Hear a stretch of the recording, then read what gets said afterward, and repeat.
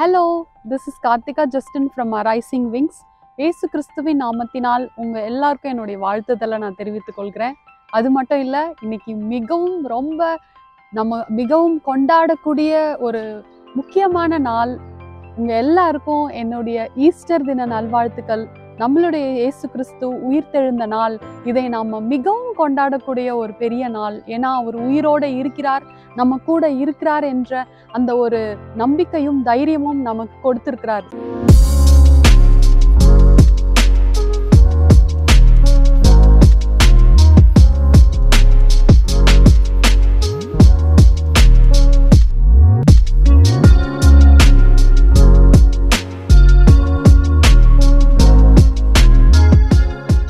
இந்த உயிர்த்தெழுதல் நாளன்று நம்ம எல்லாருடைய நம்பிக்கை பெருகும் படிக்கு, நம்மளை உயிர்ப்பிக்கிற படிக்கு ஒரு வசனத்தை நான் உங்களுக்கு ஷேர் பண்ண விருப்பப்படுறேன். ரோமர் 8வது அதிகாரம் 28வது வசனம். அன்றியும் அவருடைய தீர்மானத்தின்படி அழைக்கப்பட்டவர்களாய் தேவனிடத்தில் அன்பு கூறுகிறவர்களுக்கு சகலமும் நன்மைக்கு ஏதுவாக நடக்கிறது என்று அறிந்திருக்கிறோம். ஆமேன். தேவன் நம்ம ஒவ்வொருத்தரையும் முன்குறித்திருக்கிறாரு. நம்மளை முன்குறித்தது மாத்திரம் இல்லை, நம்மளை உருவாக்கி அவர் நம்மளை அழைத்தும் இருக்கிறார். ஸோ நம்ம அவருடைய அழைப்புக்கு ஏற்ற ஒரு பாத்திரமா இருப்பதற்கு நம்மளுடைய வாழ்க்கையில ஒவ்வொன்றும் அவர் நன்மைக்கு ஏதுவாய் தான் செய்வாரு.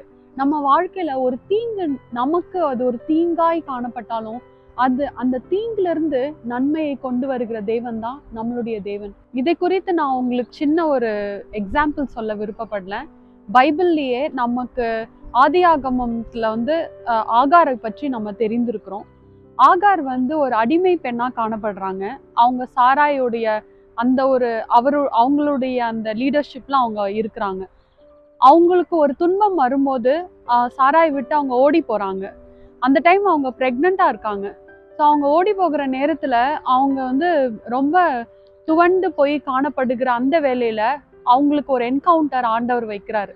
ஸோ அந்த என்கவுண்டர்ல தேவன் ஆகாரோட பேசுறாரு. ஆகார் கிட்ட என்ன சொல்றாருன்னா, நீ எங்க போற, நீ என்ன பண்ற அப்படின்னு கேக்குறாரு. நீ ஏன் இந்த இடத்துக்கு வந்திருக்க? இது என்னுடைய சித்தத்தின்படி நீ வரல. நீ திரும்பவுமாய் போய் சாராய்கிட்டயே நீ தங்கி இரு.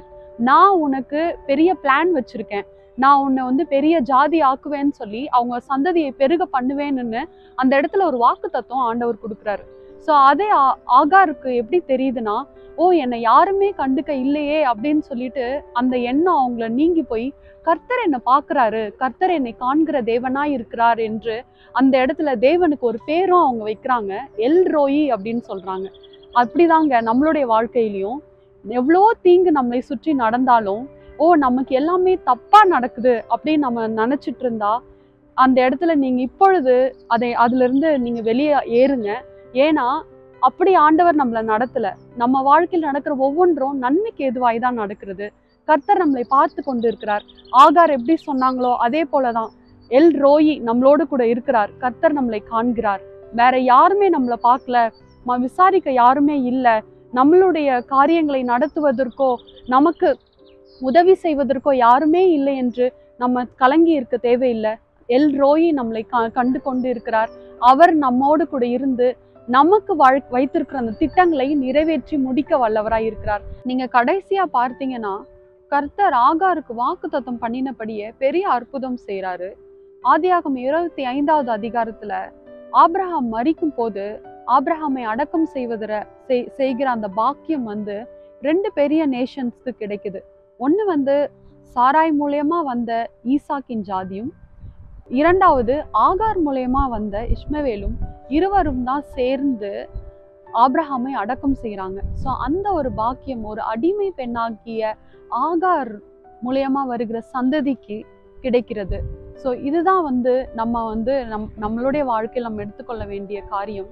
கர்த்தர் யாரையுமே கைவிடுகிற தேவன் கிடையாது. அவர் நம்மளை கைவிடாத தேவன். அவரை நம்மளை காண்கிற தேவன். நம்ம எப்படி ஒரு கீழ் சூழ்நிலையில இருந்தா கூட நம்மளை மேலே தூக்கி நம்மளை மேன்மைப்படுத்துகிற தேவனாய் நம்ம கர்த்தர் இருக்கிறாரு. ஸோ இந்த ஈஸ்டர் தின நாள் அன்று உங்க எல்லாருடைய நம்பிக்கை பெருகும் படிக்கு நம்ம தேவன் மீது விசுவாசமாய் இருக்கலாம். எல் ரோயி நம்மளை பார்க்கிறார், நம்மளை நடத்துவார். ஆகாரை கண்டு ஆகாருக்கு எப்படி ஒரு சந்ததி பெருக செய்து இஷ்மவேல் கொடுத்தாரோ, அதே போல நம்மளுடைய வாழ்க்கையிலையும் கர்த்தர் நமக்கு கொடுத்துக்கிற வாக்குத்தத்தங்களின் படி பெரிதாயின காரியங்கள் செய்வார். நம்ம அந்த ஒரு விசுவாசத்தோட இருக்கலாம். Once more I wish you all a very happy Easter. God bless you all. நம்ம இன்னொரு தேவ வார்த்தையோட அடுத்த தடவை சந்திக்கலாம். அது வரைக்கும் பை ஃப்ரம் அஸ். Cheers.